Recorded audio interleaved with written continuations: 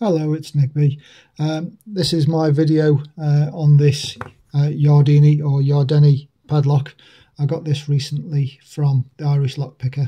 I didn't know what it was when I bought it, and I'm really pleased with it now that I've had a chance to play about with it. It doesn't seem to be in the... I've done a bit of research on it. It doesn't seem to be in the Yardeni range anymore. The closest thing that I can see to it is now a circular lock, and it's their Eitan padlock. The dimensions are certainly correct. It's 110mm there. I haven't measured the shackle, but it's supposed to be around 16mm, which that certainly is.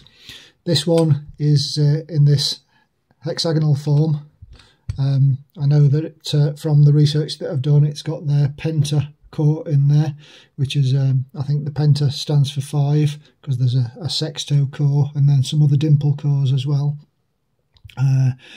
It's got a Yale style keyway, and the way that it operates is the key goes in and there's a quarter turn, and then this huge shackle comes out.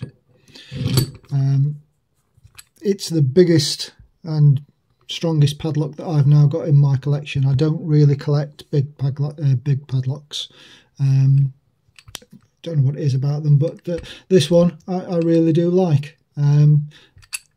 It does fully disassemble, so this is my video of me picking, disassembling, and then gutting this core. One thing I haven't shown you, just show you the key with the two logos. Their logo seems to be a horseshoe. And then you got Yardeni on the other side, and there's a look at the bitting. So yeah, massively secure in terms of physical security, not so secure in terms of the core. That's all I really know about the company. I don't know if I don't think they're a particularly high-end manufacturer, but yeah, I really do like this. So thanks, Peter, for this padlock. And this is my video of the pick and gut coming up.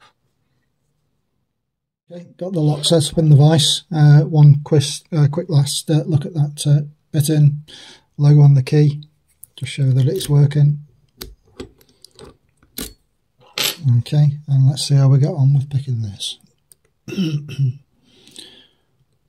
I'm going to go straight down to the back of the lock and pull forward.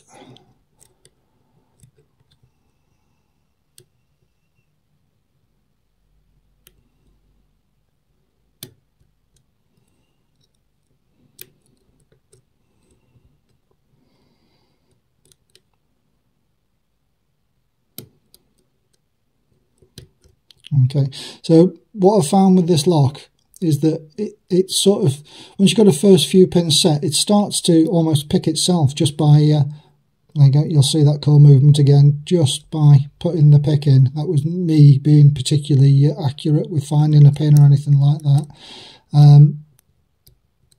But what I haven't been able to do is rake it open. Okay, so I think now I've got everything into a full set, and this pick is no longer big enough to get back. The last few pins that need picking are these ones right at the back, so you need to get around these low cuts here. So I just need to change that now for a ever so slightly higher lift, so back onto a Moki pick now. Now I find that I overset this a lot. I've managed to pick it sometimes straight off by picking the pin directly, and sometimes I end up setting the rear pin but oversetting something else, and then I have to let off pressure. So don't know which one will happen this time, but it's pin 6 and there's a bit of counter rotation.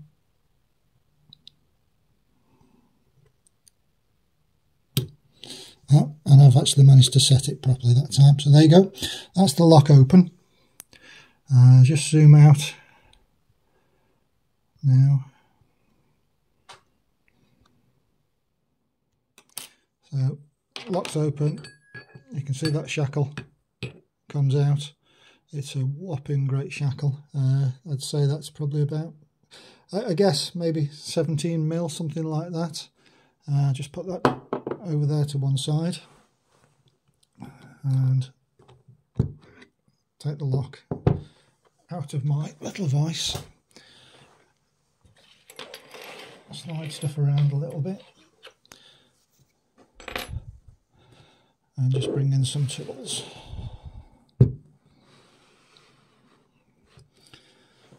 Okay, so what I can actually do with this lock, I've got no problem in locking it up because I got the key.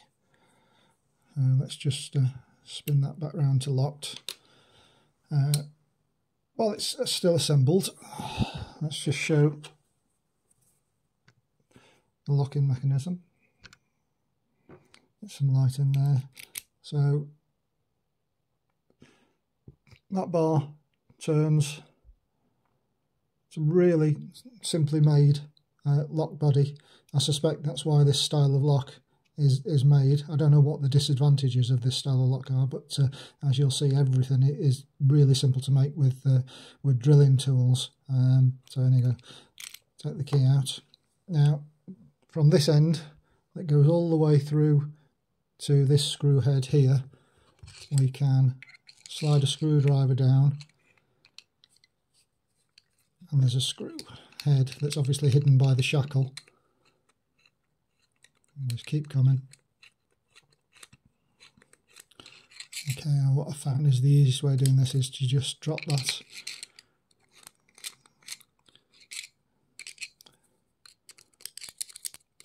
into the lock body, and then there's a little ball bearing just come out as well, so I'll just tip those out.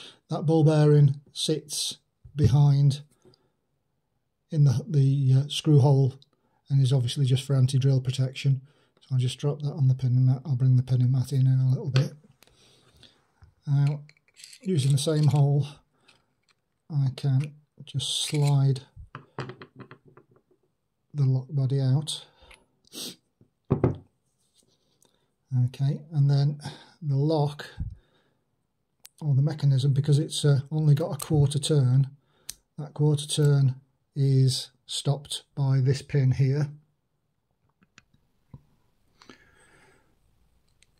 Same as it does with a padlock. So I'll just take that out so that we've got some movement. Now I've just got a pair of gripping pliers, and I have taken this out before, and just very gently, very gently smashing the camera and everything. That just eases out.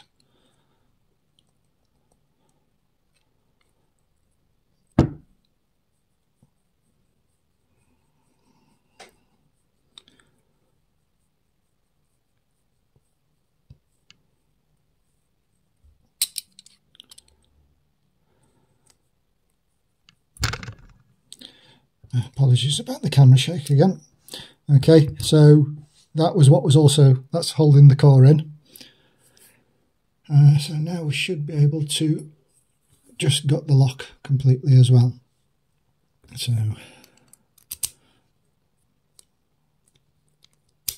key in.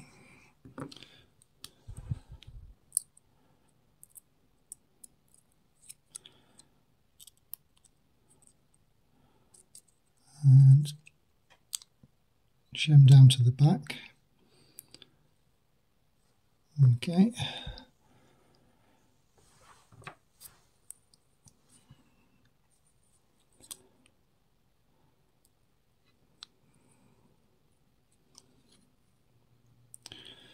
Okay, so that's the slot that peg that we've removed operates in. And take those keys out, the key out, and we'll slowly dump out the key pins.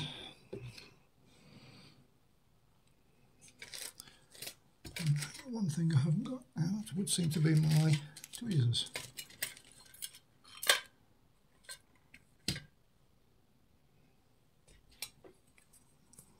Okay, I'll make do with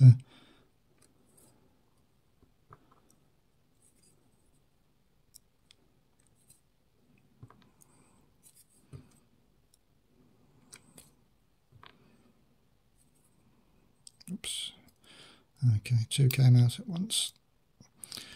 Not sure which way around they go, but I can sort that out with by putting the key in and then just checking how flush they are with the lock body afterwards.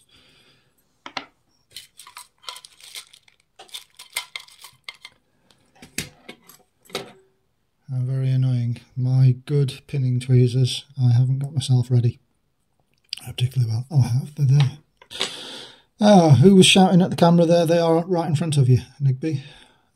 Okay, and I'll take that out.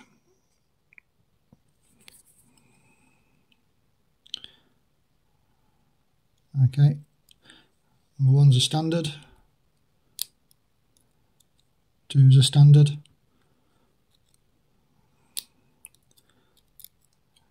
Another standard in 3. And we get these. I think I'd just class it as a spool, but it's a spool on one end. If anybody knows what that pin's officially called, give us a shout. And then another one of those in chamber 5. Okay, and then just drop all those springs out. Absolutely nothing special about the springs.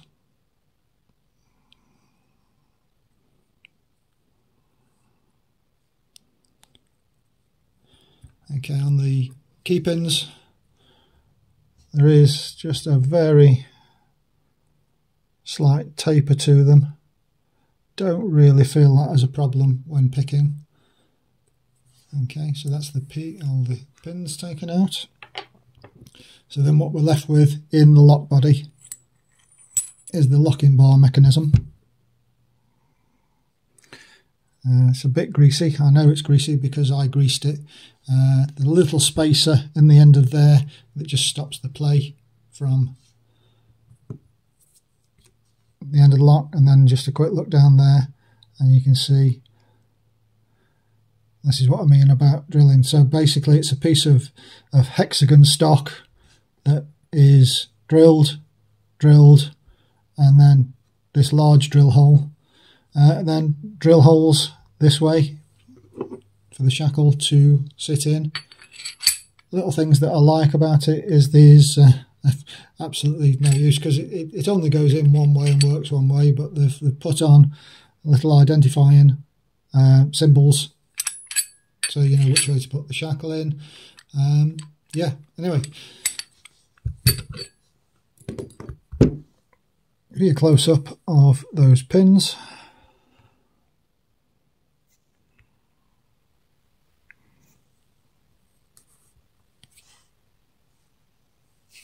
Okay, doesn't want to focus over well, but there you go. There is my Yardeni, possibly model number Eitan or Eitan, but I haven't been able to find a hexagon bodied one on the website. So I have actually emailed them to see if they can help me identify it, and I'll put a comment on if I get a response from it. There you go. Thanks for watching.